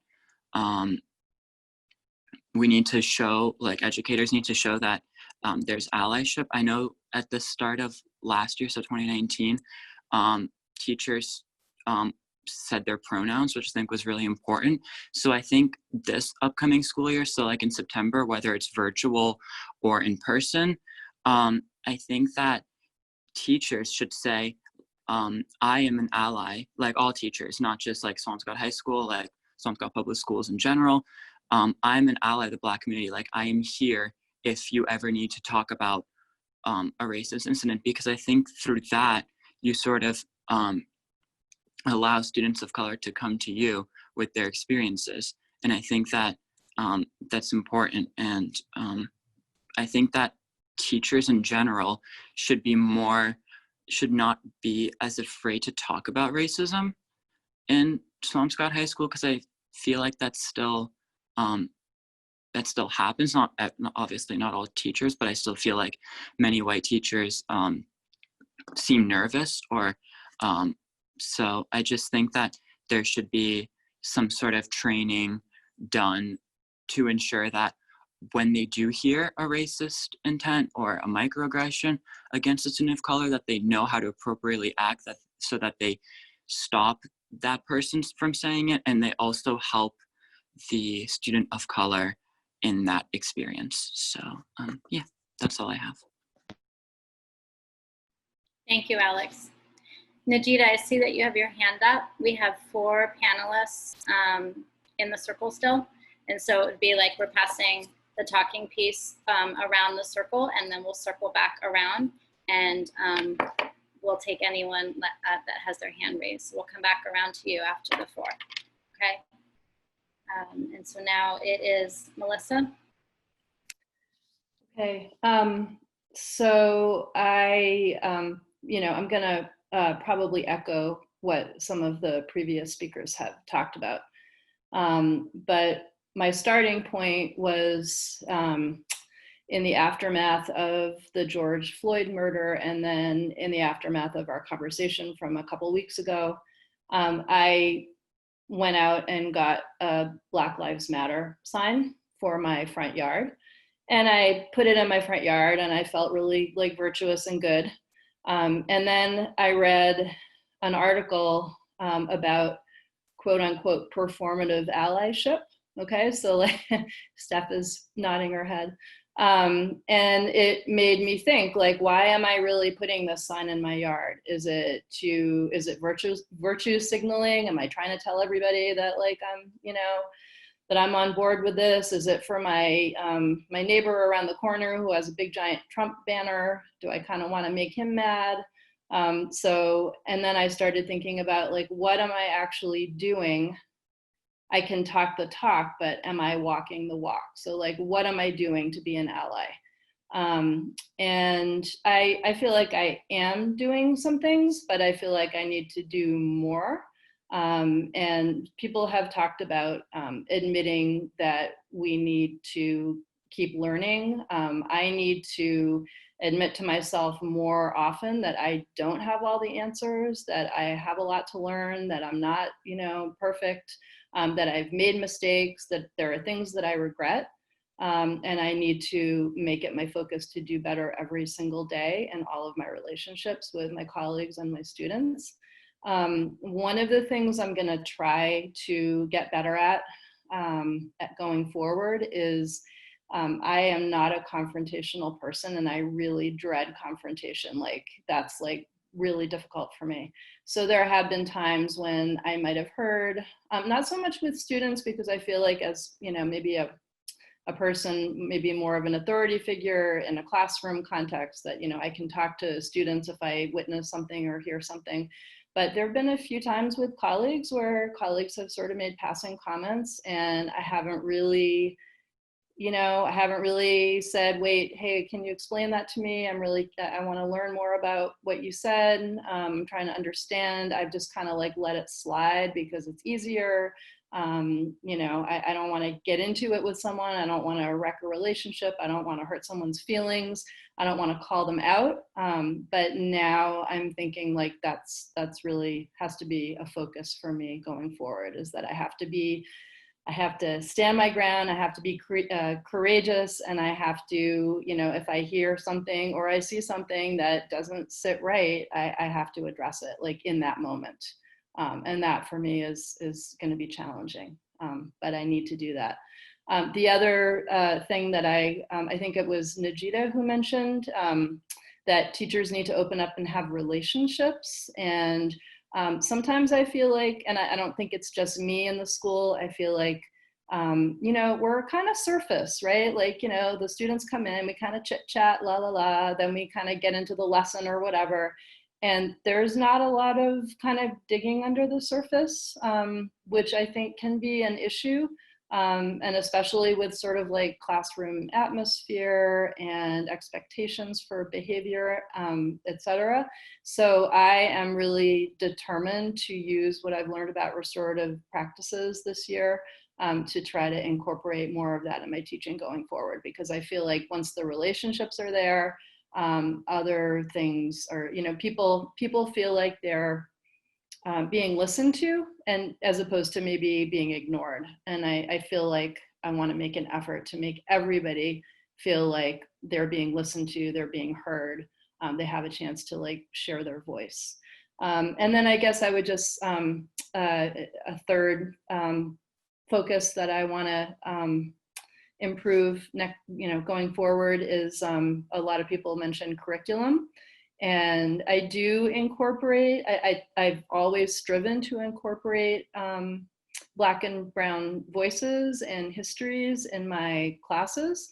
So my French 3 students, we do like a whole unit on the Democratic Republic of Congo, but I want to do more. And so I'm making it my goal this summer to try to flesh out some, like there are some things that we kind of, Latoya mentioned Haitian history, and you know, that's something that we kind of touch on briefly. What can I do to like flesh that out more? How can I make that more compelling? How can I, again, like go under the surface instead of just, you know, spending a day talking or, you know, a few minutes talking about it? Like, can we actually, are there activities I can do? Are there lessons I can plan to like really go deeper into that history? Because I want my, not only do I want my Black and Brown students to feel represented and to feel like what we're learning is, you know, relates to them, but I think the white students need to know the history. And like a lot of people have said, you know, like they just don't know, they never learned about it. And so now is the time that we really need to focus on that. So that I think is all I had to say. Thank you. Thank you so much, Melissa. Al? Can I have a refresh on the question? I'm kind of, what's like the exact question? Sure. So it's the question that we didn't get to from the first webinar, and it was more about the action piece after we expressed our emotions and our feelings about the experience. It was, how are you standing up for Black, Brown voices? How are you making sure that this is not just a one-time event? More specifically, what kind of action items do you believe that the town or the school could do? As some of the others have shared, what are some really specific things that we could start to do together to make some positive change?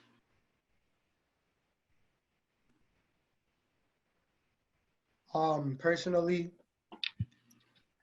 the way I've been trying to kind of do my part to make sure like this is not just like a movement and it ends up being an everlasting situation. I kind of, to be blatantly honest, like I've kind of just tried to get into an opportunity where I can use my voice, and then I made sure to use my voice. If I'm just gonna be honest, I believe that everybody has a voice and everybody has the choice to speak on situations or not speak on situations. And I believe the choice or the power comes to play when you decide to speak. So I think me personally, what I've done to help this movement become a solid idea or like just the new norm is I've kind of just been letting it go when I get the stage, if you guys understand what I mean. But for the school, to be honest, like for the school, in order for change to happen, is kind of just piggybacking off of what Madame Albert said, is those situations, those confrontational situations where you don't know if he or she is saying that in that way, or you think, oh, like, let me see like what he means by this. Let me see, like, it's those situations exactly what we need to directly attack and just kind of erase. So I feel like as a school, we can kind of just like, we can stop like trying to like squint our eyes and act like we don't see what's going on. We just need to accept and fully attack head on the situations that are going on every day within the school. So that's how I think the school can be better, is to stop like acting like there's no problems in the school. Like, that's what I think the school can do. Thank you, Al. Stephanie? Oh my. I'm going to try not to talk too much, but if you know me, you know that's impossible. So to Paige, I just wanted to say that I recently read a quote from Susan B. Anthony, who was a feminist trying to get the women's right to vote. And she said that she would rather cut off her arm than fight for the Negroes' vote. And I never heard that before. And this woman was on a coin when I was a kid. So I really do think that it's time to question what we're learning in school. I had the distinct privilege of attending Swampscott High School as well as working there. You can find anybody I went to high school with and they will be shocked by that truth. I didn't like it. I work at Swampscott High School because I think it needs to change, and I've been there for 8 years. The last 2 years, I felt sick every day that I walk into the building. 2 years ago, I brought a racist concern to an administrator, and they told me that nobody's racist and I was being sensitive. It's hard to go to school every day to do my job and know that that's how my administration feels. So there's that. Sorry, I have notes and my phone and Instagram things that I want to read to you, but our inability to address our own racism is our biggest issue right now. Twice before the school closed, I was sent home because I was sick, but I wasn't sick. I was so upset and angry by things that I'd heard colleagues say at lunch. And the first time it was, I was floored. I didn't know what to say. I couldn't believe that my colleagues would speak about the Black students, brown students, and the few faculty members that we have in the way that they did. So in the first time I was floored, and the second time I failed you. So I just want to apologize to all of you and the entire community because I failed. I said nothing. I panicked, I cried, and I went home. Since then, the school is closed and I've had nothing to do but sit in my discomfort. And so now I'm going to read you a James Baldwin quote because I don't want anyone to say I'm anti-American. I love America more than any country in this world, and it's exactly for that reason that I insist on the right to criticize her perpetually. So what can we do?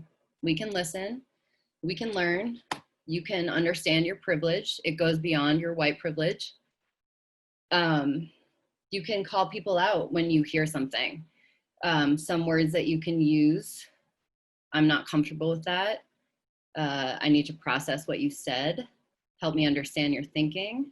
I find that offensive. The list goes on. I was part of the Bridge Committee, which let me tell you what that means. It's the Building Respect, Inclusivity, Diversity, and Growth for Everyone. We sent out a survey to the entire district and they all agreed that there need to be more faculty members of color hired. So there's your first challenge. Let's do that. 80% of the faculty who responded agreed that discussing racism and other forms of discrimination is important. So 80% said it's important. 31% said that they feel comfortable. So, 70% avoid these topics and 80% said it's important. So we're recognizing it and not doing anything about it. Tolerating racism is what I would say to that. If you see it and you don't say anything, you're just further perpetuating the issue. What am I doing? I'm reading, researching, and protesting when I'm able. I've attended 2 protests in Swampscott and I've seen 2 faculty members there. Where are you? That's all for that. Yes, please don't contact your brown and black friends and ask them what you should do or what you should learn or what you should read. There are resources, 100 resources online. I personally am following Rachel Cargill's Do the Work course, which is on Instagram, 30 days. She emails you every day. If you have a desire or a request for any of that information, you can email me and I'll share my resources. I think that there's a need for a trauma specialist in town. We a lot rely on our counseling service, but and it's absolutely no offense to the counseling service, but they're all white. I think we need to bring in some support for these brown and black students. I work with immigrant students. They're refugees. They don't have anywhere to go, and people tell them to go back to where you came from. That's not right. And it's hard for me to support them in that moment because I'm the same face as who's saying that to them by being a white person. Don't get mad. If somebody calls you out on a racist thing, don't get mad. It's unsettling, it's uncomfortable. You're going to be uncomfortable for a really long time. That's okay. It's okay to make mistakes. It's not okay to make assumptions. I think a lot of maybe what was confusing us in the beginning here was generalizations. We can't generalize and say all Republicans are this, or all Democrats are that, or all white people are this. So I challenge you not to do that. Attend events. I know that we're online now, but maybe there are more opportunities. We've had a few cultural events at the school where the MECO students will play music and bring food and share things, but who's going to that? You know, I walked by and saw it, but attend these events, ask questions, learn things. To the school district specifically, can you put major holidays, non-white holidays on the calendar? Recognize Ramadan, Eid. There are so many things that you can do to make things more inclusive. Don't make fun of names. If a student has a weird name, ask them how to pronounce it, learn how to spell it, learn how to say it. Don't give them a nickname. Create safe spaces. Students eat in my classroom. I know that students eat in the MECO room. I'm fine with it, but create a safe space for those kids to go somewhere. I had a student who would sneak into my classroom to pray every day. She was Muslim. Give them a room. I'm watching a show on Netflix called Dear White People. And there's a character who, he speaks a lot of languages, and somebody corrected his English. And he said, I speak 3 languages, do not correct my English. So I contacted a former student, and she wanted me to say, people should be educated enough to know that when an immigrant has an accent, it's because they're bilingual or multilingual and not because they don't speak English. Don't be afraid to change your mind, change your language that you use. There are words that you should not say. Again, I have resources if you need that. Change your policies, change your politics, change your beliefs, change your curriculum. I had a professor in graduate school who said, why can't you teach whatever book you want? And I was like, because this is what we have and this is the curriculum. Let's fight it. Let's not do that anymore. That's gonna be it from me, but thank you. Thank you, Steph. We know that's not it. Thank you, Root, for being so patient. Root. Yes, thank you for that opportunity, and here we are. What I'm gonna say, sorry if I see my face. My notes is here, but all right. I'll start by saying the flood incident has unfolded many issues in the country. So, for example, it's just for me, it's like it's a bubble.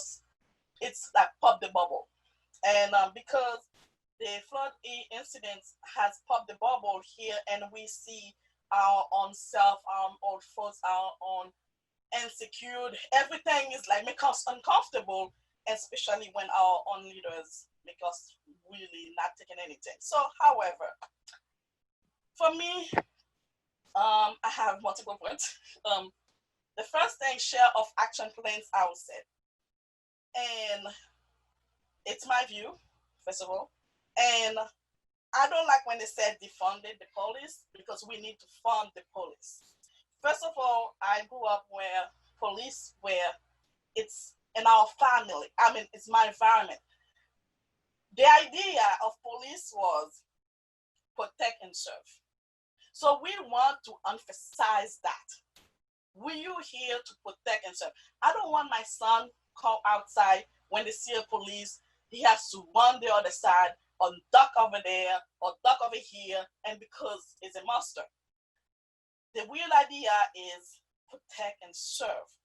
For me, it's not a 1 hour class education about racism. Sit down, I pass, so I know all about racism for 1 hour. I think it's hands-on education. Go out there, go where the place is, where the action is happening. Did you pass that? And it's like really hands-on experience. You want those protect and serve community to feel like this is actually your job. Your job is to protect and serve no matter what. And I want the same feeling to go flow to them again once in my own. Like it's not that, it's not what happened to Floyd, it's protect and serve. And if your fellow co-workers doing this, I want the same journalism. I want the same things happening. Say, oh no, you're doing the right thing, my man. This is not my mission. My mission is to protect and serve and stand up. Not like this, the last three. That's why I condemn more those 3 people that were standing and watch, because you were just graduate, meaning you freshmen. You were four weeks from graduate, which is that you should know better. That the thing the guy was doing, you should put in action. Hey, no man, that's not what I just learned. I just learned to protect and serve. What you're doing was not right, and that's why, and that's why I condemn those 3 more than the guy that was actually on his neck, because protect and serve need to be emphasized, and more than that. The third thing is, it's learn about racism. Racism is everywhere. Racism is not a white thing. It's not a black thing. It's not a yellow thing. It's not the red skin thing. It's everywhere. Even in my own country, we face racism all the time. The pretty girl, the light-skinned girl got the job. You got the bank job. You got the anchor job. If you're too black, you cannot be an anchor. And I even see that in my own, here in the United States. You barely see a heavy set anchor. It's all skinny, beautiful, white, 90% of the time. But that the same thing to tell you that racism is not only the color, it's everything. And we need to go founded to do this. It's like we need to teach the kids from the beginning, like Alex said, kindergarten. There was a level of idea you need to include, and then they start thinking about it, and they grew up. You don't need to give everything at once. It's just like little by little from the beginning. Little by little from the beginning. And one thing I really want Swampscott High School to, every time I got there, I see those beautiful flags. And my son would say, oh my God, the first thing my son would say was my country. Where's the Haitian flag? Where is it? Where is it? And yet, when I finally located my flag, and I said, here's it. And I said, how many students know what those flags means? Why here in my community here in Dorchester, one of the places I worked in the healthcare community, those flags are there, but every Independence Day of those flags, they celebrated that day. They want to make sure that, you see, this is their flag. Their flags are beautiful. And they make their high school fit. So for me, this is the key of the high school, those flags. They are multicolors, they bring life to the high school. But the thing is, if the kids doesn't know nothing about those flags, this is also can bring messages about colors, about cultures. And then we can speak about culture. They're there already. The flags are there. So if we know today it's something, and you know, even the American flag. Oh my God, this is one thing. June 14th. I'm trying to celebrate. I love flags. By the way, I love flags. I'm trying to celebrate American flags. June 14th. And my son said, Mom, why you are the only one here? to know today's American flags. I said, this is, how many kids in Swampscott know why we have even that flag? And also just to bring about racism, why we're here, why it is a semantic thing. If we really want to unfold those things, this is what we should having, those conversations. And the last things I will say, expose. Don't be afraid to be vulnerable. Be vulnerable. Be exposed. Don't be afraid to feel hurt. Don't be afraid to say, oh my God, I didn't know. I'm shaking. Make yourself vulnerable, and then once you set yourself to vulnerable, you will really set yourself to learn. And that's my final piece. Thank you so much, Ruth. Najida, you have your hand up. Anyone else? We're going to circle back around, so you can put your virtual hand up, and we'll go back around if you want to respond. We want to give people that opportunity. At the same time, we want to make sure that we respect our time. We've been given so much tonight to hold. So let's go back. Najida and Lisa. Anyone else's hand? Okay. Najida? A couple more things that I want to add on is also the term African American. I just want to say that not every Black person or a person of color originates with African American. That's more so an ethnicity, more so than a race. And then also, I feel like if you're in the position to help, then you should help. And especially if you know that you're in the position to help, then you definitely should. And not to do things out of pity, but out of respect for one another. Thank you so much, Najida. Lisa? Yeah, no, just speaking as a history teacher, we hear, and this has been a complaint over and over, we need more curriculum, and I agree. I think the sad thing is that I know in my American curriculum, and I know in some of my colleagues who do the US, I've had a lot of students reflect, for example, this year about, the difficult history and kind of going through that journey, and really saying, this is the first time we really woke up to what is going on in our country. And, there are a couple of things to consider. One is that we need to find a way to teach that story and again, challenge that narrative earlier on. But to do it in a cognitively appropriate way. It's not, something that can just be done willy-nilly, and there has to be some thought in that. So it's a harder process. It's not as simple as, we're gonna teach the race and membership class. Is a very difficult class, and it requires a certain level of maturity on some level. And it helps to have some of the US history, of course, too, as you're taking that class. So there have been some thoughtful decisions, but I think going forward, we could talk about, 9th and 10th grade curriculum, really circling back to these themes and pulling out some of the ideas that you've said. There's absolutely room for conversation, and it might make sense to have, conversations around that, but it's not as if the history department has ignored that. In fact, the first thing I teach about, Stephanie, when I teach women's rights, I talk about Alice Paul and how she wouldn't let Ida Wells march with the first march that they did to raise money. Those kids are getting that story from several of us over and over again.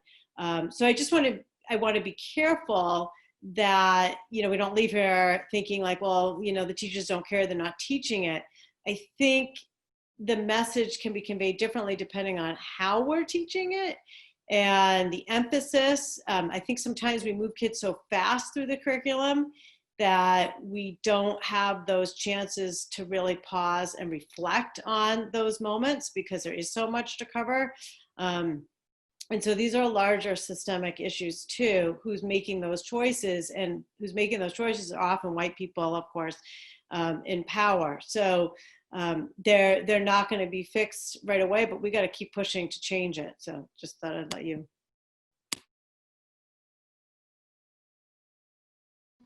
Thank you so much, Lisa.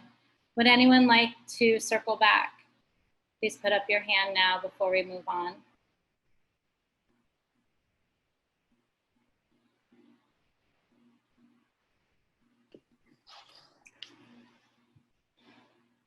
We've heard so much tonight that I know our hearts are heavy, and this has been emotional and really honest and exhausting in different ways.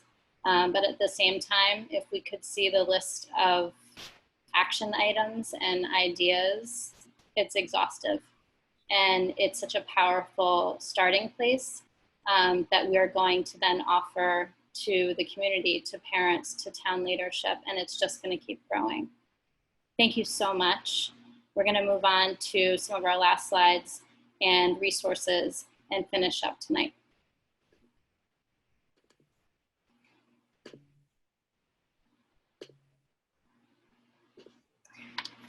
So many people have mentioned education tonight, and it is not the job of SOCA or the Room of Color or LaToya to do the work. White Fragility by Robin DiAngelo. As long as we define a racist as an individual who intentionally is mean based on race, you're going to feel defensive. And you will hear it as a comment on your moral character. When we understand racism as a system and that its impact is inevitable, it's not really a question of good or bad. It's just, I have it and I've been socialized into it. And so what am I going to do about it? This is from the Teaching Tolerance website. I believe Lisa mentioned Facing History. Teaching Tolerance is another powerful organization. But White Fragility would be one of the main resources that we would suggest. There's a few more that we will offer. The district, right at the end of school, a few people worked hard. Chris Norkin, who was on the panelist, who was a panelist the first webinar, I know he was part of this, putting together a list of district resources. There are so many, as Stephanie Diorio said, there are so many resources out there for us to do our own work. But because tonight talked about school culture, we're just gonna highlight a few. One of these is We've Got This, Equity, Access, and the Quest to Be Who Our Students Need to Be by Cornelius Minor. A little blurb from his own experience. That's the problem with you, Minor, a student huffed. You want to make everything about reading or math. It's not always about that. At school, you guys do everything except listen to me. Y'all want to use your essays and vocabulary words to save my future, but none of y'all know anything about saving my now.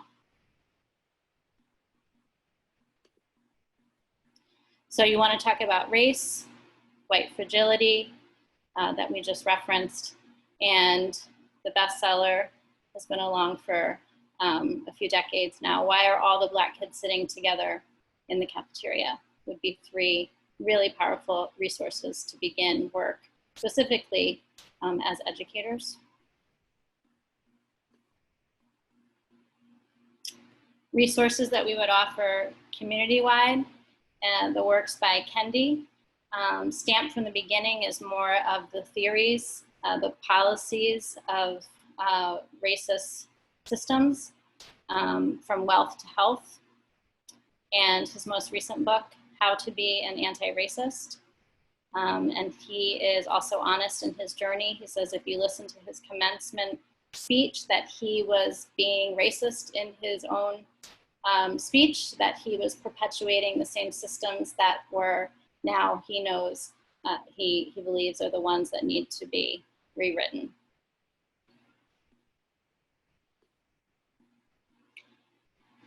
And our all-school read this summer is Born a Crime by Trevor Noah. It's his memoir from apartheid in South Africa and to the desk of The Daily Show. So students will recognize him as a face and comedian, but we would encourage you to read this as a community and as a family together.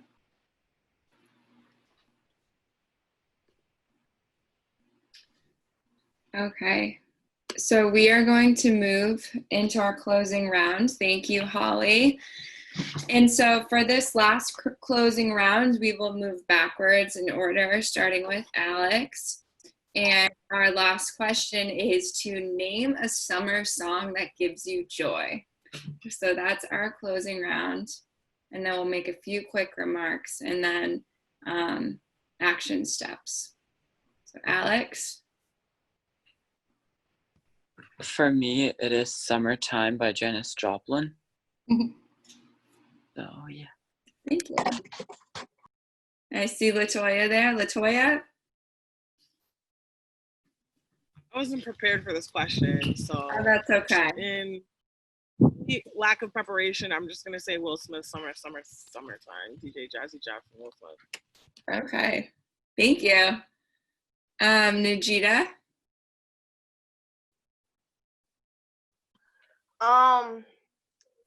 Toast by Coffee. Thank you. Paige?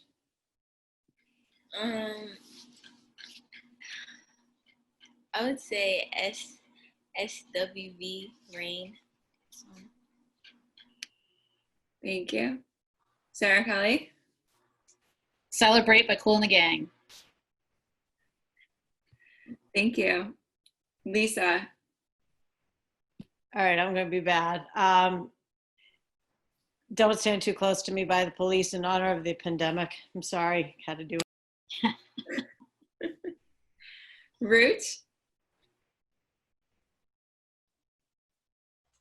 Happy Day by Samuel Beckett. Thank you. Steph? Good Day Sunshine by the Beatles. Thank you. Al?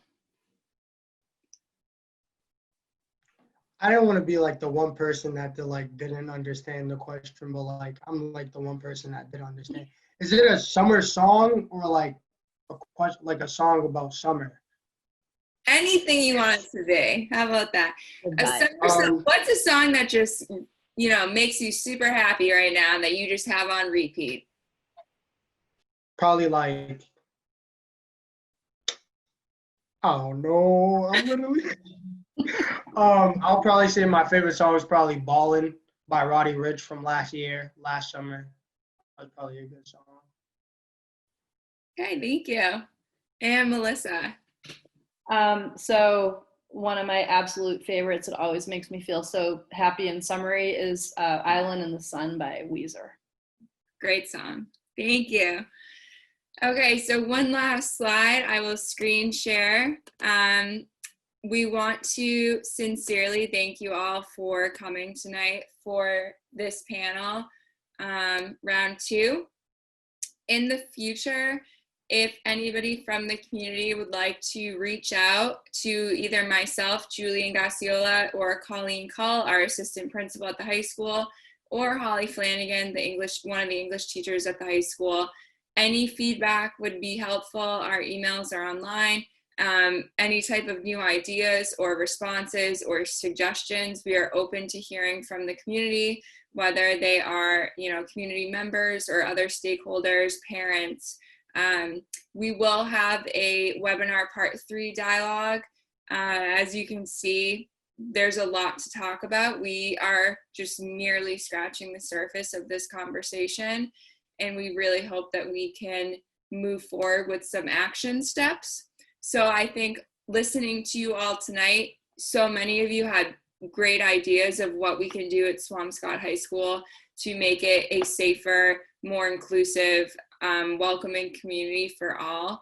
So we are going to be looking at those and thinking about those, and hopefully come August or September, we can have a couple more action steps to talk about and how we can actually implement that.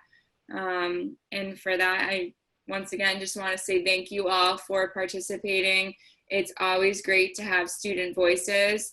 I have the pleasure of having every single student in the building 2 times, so I love that I know all 4 of you.